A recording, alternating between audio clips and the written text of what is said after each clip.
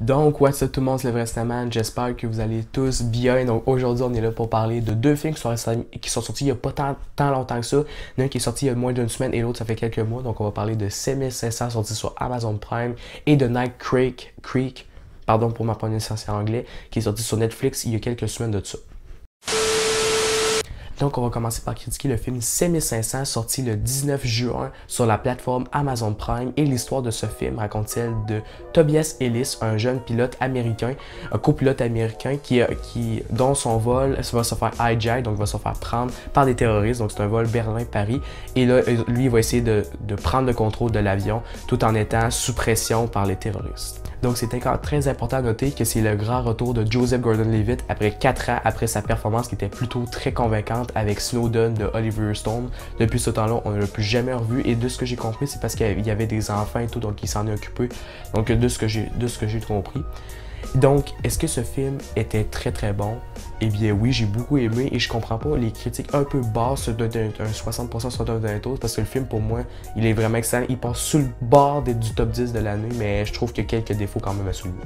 Donc le premier défaut qui est vraiment important à dire, c'est que je trouve que le film a un des gros problèmes de rythme dans le sens qu'au début, le début va être pour moi très lent. Je pense que pour un film qui est un film à huis clos, ça va être un peu trop long à s'introduire pour rien et après ça va être un peu, comment dire, ça va aller un peu trop rapide après ça. Je trouve qu'il y a des gros problèmes de rythme. On dirait que tu vois que le film a été un peu condensé pour faire 1h30.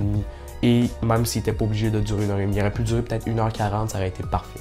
Et l'autre point, c'est un peu technique, c'est dans le sens que j'ai trouvé la cinématographie un peu très peu variée et j'ai trouvé ça un peu bof. Dans le fond, le film se situe dans la nuit, probablement tout le long du film et j'ai trouvé ça un peu pas très super beau. Du coup, tu vas voir des jets bleus, des jets d'éclairage un peu mal faits. Donc ça, j'ai trouvé ça un petit peu moyen. Tu vois que c'était un petit peu bâclé. Sinon, le reste pour moi, c'est vraiment que du pure qualité. Pour moi, on va parler de la réalisation. Le premier que j'ai trouvé plutôt convaincante. C'est sûr, c'est pas une réalisation de maître, mais j'ai trouvé ça quand même bien réalisé. On va avoir un peu ça va beaucoup tirer sur l'ambiance huis clos, donc on va vraiment avoir des plans très lents sur le visage, sur les émotions des personnages parce que vu que le film se passe entièrement dans le cockpit, ou en tout cas on peut dire 90% du temps, c'est comme si on va connaître la place par cœur à cause de ces plans très longs, des mouvements de caméra dans le cockpit. Donc ça, je trouve que c'était super bien fait. Donc ça, c'est pour la réalisation. Niveau scénarisme, je trouve que ça va beaucoup ressembler au film de Paul Greengrass qui est sorti dans les années 2000, qui s'appelle United 93. Donc, United 93. Donc ça raconte l'histoire de l'avion pendant le 11 septembre qui s'est crashé dans les champs en Pennsylvanie. Puis là, tu vas voir l'histoire des passagers dans l'avion. Ça, j'ai trouvé ça que ça s'assemblait beaucoup à ce film-là. Dans le fond, tu vas voir une grosse ambiance très stressante, prédominante dans le film où j'avais des frissons tout le long du film. C'est pour ça que je préfère un peu la première partie parce que ça va beaucoup plus jouer sur le stress que la deuxième où j'étais stressé tout le long. C'est court, c'est très efficace et c'est bien écrit. Tu t'attaches beaucoup au personnage de Joseph Gordon-Levitt qui est un personnage super humain. Et ce que j'ai trouvé étonnamment surprenant, c'est que les raisons des terroristes, pourquoi ils font le hijack de l'avion, j'ai trouvé ça super original, j'ai trouvé ça super bien fait et je trouve que c'est vraiment bien sorti dans le fond. Donc aussi, il faut pas oublier de parler de l'acting qui est pour moi la grande qualité du film. Joseph Gordon-Levitt revient en force. 4 ans pas d'acting, on nous avait manqué, il revient en force avec ce film. Pour lui, il est génial. Il y a des scènes des fois qui m'ont vraiment transpercé. Il y a des scènes qui sont vraiment géniales dans le rôle. Il surjoue jamais. Son acting n'est pas aussi très minimum. Ça va être vraiment parfait. On sent aussi que le personnage de Tobias, c'est un personnage qui est très émotionnel et tu vois que Joseph Gordon-Levitt va mettre ça en plan parfaitement. Aussi avec les actions, qu'est-ce qui va se passer dans le film et tout. Il va vraiment bien faire ça pour être Joseph Gordon-Levitt. Excellent pour à date. Il est dans les Oscars, ma Oscar list pour meilleur acteur de l'année à date. C'était vraiment génial sa performance. Donc pour conclure, 7500 était un film qui m'a plutôt convaincu sans être parfait. Mais sa première partie est très bien réussie, comme sa deuxième aussi. C'est un film aussi qui est très surprenant, étonnamment, avec des dialogues professionnels et un scénario quand même bien écrit sans être foutrement original. Sinon, l'acting était vraiment parfait et la réalisation est vraiment superbe bon pour huis clos. Donc c'est pour ça que je vais donner une note de 8.5 sur 10 à 5500. C'est pour moi probablement pas dans mon top 10 des meilleurs films de l'année, mais peut-être dans mon top 15. Pour elle, j'ai vraiment aimé ça. Donc si vous voulez aller le voir, c'est disponible sur Amazon Prime Video dès maintenant.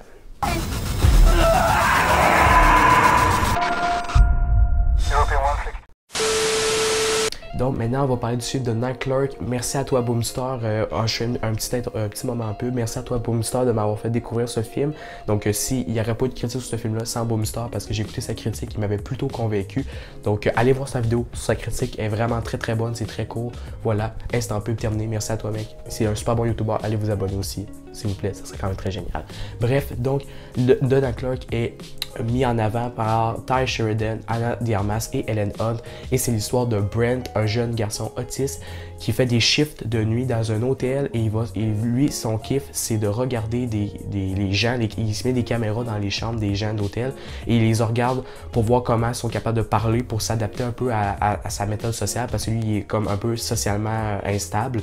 Donc là, un jour, il va regarder une nuit, il va regarder les caméras, il va voir un meurtre de ses propres yeux et là, pour pas... donc là, il va comme essayer de le cacher à la police parce qu'il va pas être impliqué et être dans la merde. Donc, est-ce que j'ai aimé The Night Clerk? Eh bien, oui, vraiment beaucoup. Je ne comprends aucunement pas les critiques négatives de 33% sur Rotten Tomatoes. Pour vrai, je trouvais que le film était génial. C'est encore même mieux que 5500 pour ma part. C'est vraiment très, très bien fait. Oui, le film a un défaut pour moi. Je vous explique ça très bientôt, mais honnêtement, ça mérite aucune hate et ça mérite beaucoup plus d'attention parce que c'était vraiment un très, très bon divertissement. Donc, le seul gros défaut que j'ai avec le film, c'est je trouve que le film est un peu trop rushé sur l'enquête parce que tu vas voir qu'il va y avoir une enquête policière dans le film et je trouve qu'on dirait qu'ils prennent juste l'essentiel, mais tout ce qui passe, qu'est-ce qui est annexe dans le sens un peu secondaire, ça aurait pu faire une enquête vraiment solide et bien écrite, mais je trouve qu'on dirait qu'il manque des bouts pour que ça soit vraiment bien fait. Donc c'est pour ça qu'à la fin du film, je suis ressorti avec le feeling de dire ouais, il manquait des parties dans le film. On dirait que tu vois que pour condenser en 1h30, ils ont enlevé plein de bouts pour que ça fait un film un peu coté, mais l'enquête en tant que telle est quand même bonne. C'est juste ils ont juste gardé l'essentiel et ça, des fois, ça fait que c'est un peu...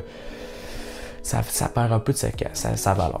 Sinon, le film était quand même très très bon en globalité. J'ai beaucoup aimé l'histoire qui est vraiment originale. C'est super bien écrit, les dialogues sont super bons.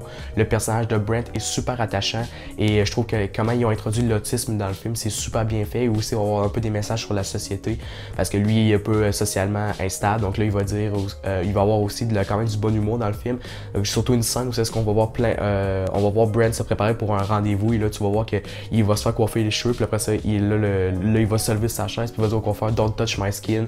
Après, il va traiter des fois les gens que non, je veux pas porter la même affaire que toi parce que t'es vieux ou là t'es gros, fait qu'il faut que tu te réduises, faut que comme tu baisses ton gros pour bien vivre longtemps. Donc ça, j'ai trouvé ça super drôle. Sauf qu'il y a de la misère à s'adapter socialement puis qui fait son possible pour l'être.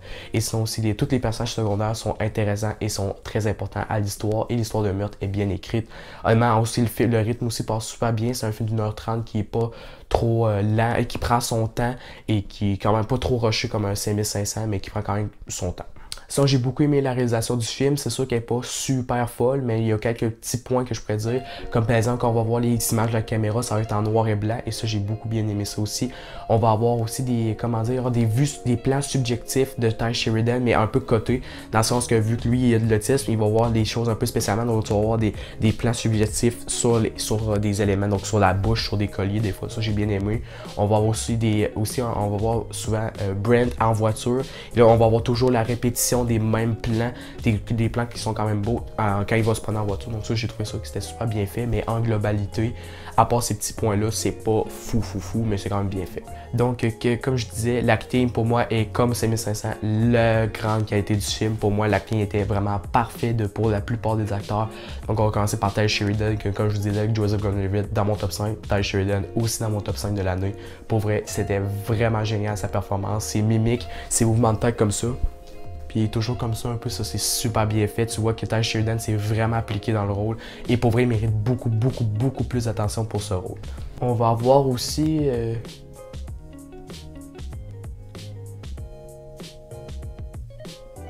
Oh, excusez, je voulais dire Ana de Armas. Non, mais on va se dire, elle est quand même très belle, hein, puis en plus, c'est pas n'importe quelle actrice, elle a joué quand même dans... Si ça vous dit rien, elle a quand même joué dans ce film, hein, qui est un des meilleurs films de l'année passée, hein. Je vous dis juste ça, puis aussi elle est en couple avec Ben Affleck, je vous dis juste ça. En tout cas, bref, cette fameuse actrice, elle joue super bien dans le film, on la voit beaucoup plus dans la deuxième partie, mais elle fait une très bonne performance. Et j'ai bien aimé aussi Ellen Hunt, qui a pris un look très différemment pour ce film. Elle est quand même un peu méconnaissable, mais elle est quand même super bonne aussi. Donc, pour résumer, The Nightclub pour moi est un film super solide avec des super bonnes performances, une histoire tout à fait originale et intéressante. C'était dans le fond un film qu'on devait voir en 2020. C'est bien fait, c'est 1h30 qui passe super vite, super divertissant, avec une réalisation plutôt appréciable à certains moments. Et oui, c'est sûr que le film manque un peu de développement sur certains points, mais ça reste un film qui doit être vu par beaucoup plus de gens que ceux qui l'ont vu. Bref, donc je mets ce film un beau 9 sur 10. Allez le voir, c'est sur Netflix et allez l'écouter en VO parce que l'humour et les mimiques et l'acting des personnes, ça sonne beaucoup mieux en anglais. Bart, what did you do? What did you do? What did you do, Bart? Oh my God! What did you do?